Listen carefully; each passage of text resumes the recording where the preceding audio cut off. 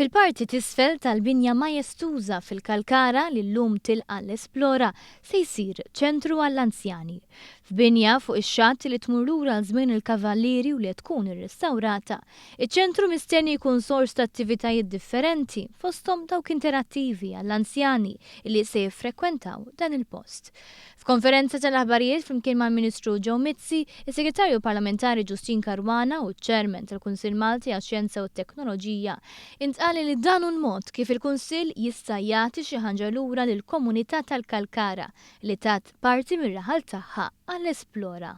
Ġejt avviċinat mill-Ministru Ġew Mizzi biex anka inkomplu nintegraw mal-komunità u tajna part interessanti ħafna ta' dak li tissejjaħ il-Universe Building fil-fatt il-parti t'isfel tal-Universe Building biex f'kollaborazzjoni sħiħa mas segretarjat parlamentari għall-anzjani u l-persuni b'disabilità naħdmu fuq Active Aging Center. Is-Segretarju Parlamentari Ġustin Karwana fissret kif dan hu parti mill-pjan ta' anzjanità attiva, pjan li jaġevola l-kwart tal-popolazzjoni Maltija u jaħdem biex l-anzjani jibqgħu parti attiva fis-soċjetà.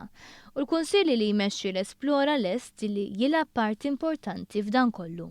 Flimkien mas segretarjat parlamentari għall-anzjani u l-persuni b'disabilità firmajna MOU biex kemm jista' jkun iktar aċċessibbli dak li sar illum il-ġurnata wieħed mill-prime visitor sites ta' Malta l-Esplora. Il-Ministru Ġew Mizzi nnota kif iż-żona hija waħda li l-anzjani tal-Kalkara toġobhom u jafuha sew.